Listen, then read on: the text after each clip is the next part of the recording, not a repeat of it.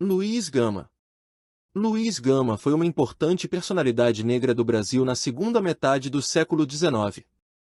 Foi jornalista e rábula, advogado sem formação, de destaque e usou suas posições para denunciar e combater o racismo, além de ter sido adepto do movimento abolicionista, ajudando a libertar mais de 500 negros escravizados ao longo de sua vida. Nascimento: Luiz Gonzaga Pinto da Gama nasceu na cidade de Salvador, em 21 de junho de 1830. Sabemos muito pouco da sua infância, e algumas das informações, segundo a maioria dos historiadores, podem ter sido mitificadas pelo próprio. Quanto à sua origem, sabemos que era filho de um homem branco e uma mulher negra. Seu pai, do qual não sabemos o nome até hoje, era um fidalgo bastante rico que pertencia a uma das famílias mais tradicionais de Salvador.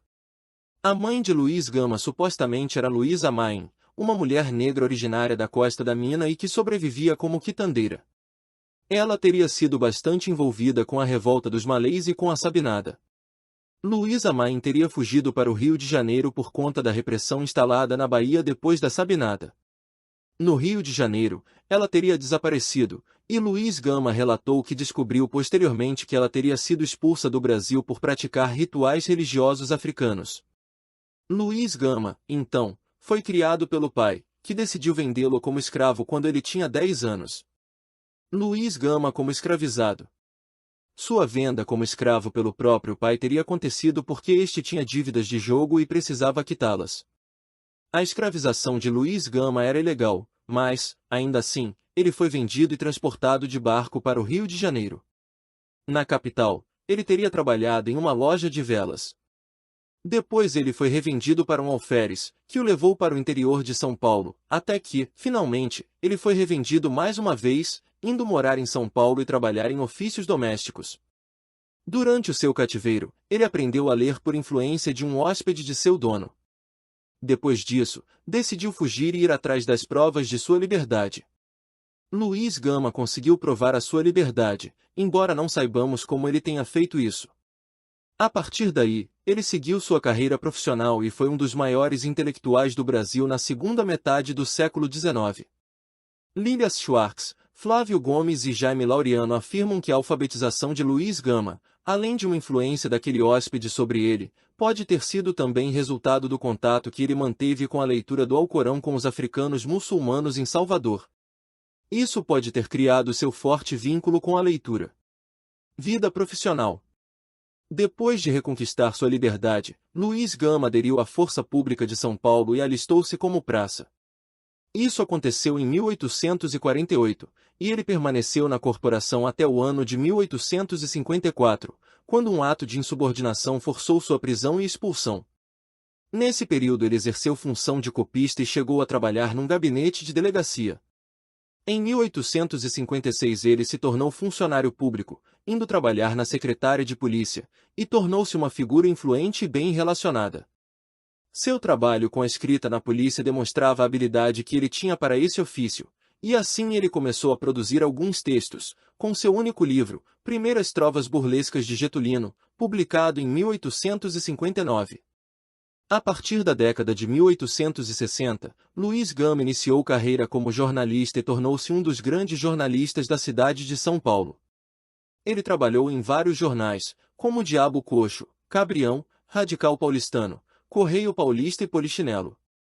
Publicou artigos e atuou também como tipógrafo. Luiz Gama era um defensor da República e um abolicionista radical, e usava de sua posição como jornalista para defender as causas em que acreditava. Atribui-se a ele a introdução do jornal satírico em São Paulo, e ele assinava muitos de seus artigos com pseudonimos.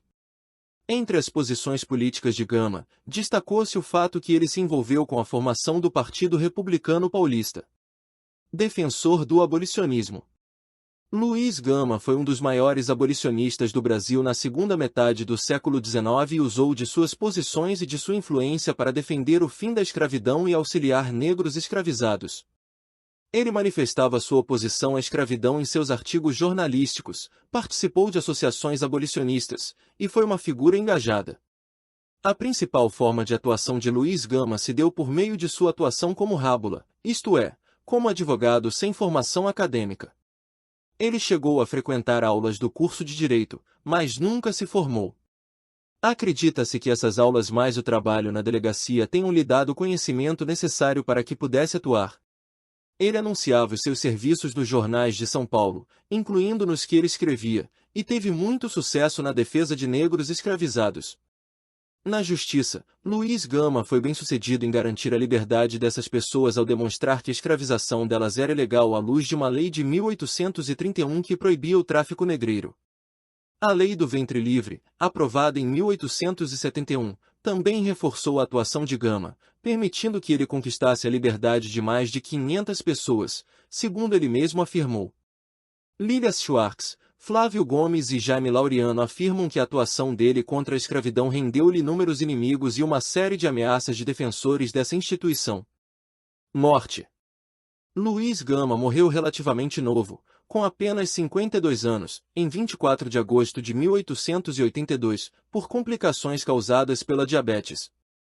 Sua morte causou uma grande comoção, e fala-se que seu funeral atraiu 4.000 pessoas, o que correspondia a uma considerável fatia da população de São Paulo, que, na época, tinha 40.000 habitantes. Sobre a vida pessoal de Luiz Gama, sabe-se muito pouco.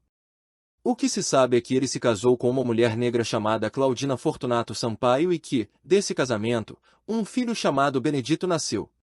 Em nome do blog Tacaimboy da Web Rádio Brasil Multivídeos, falamos um pouco sobre Luiz Gama.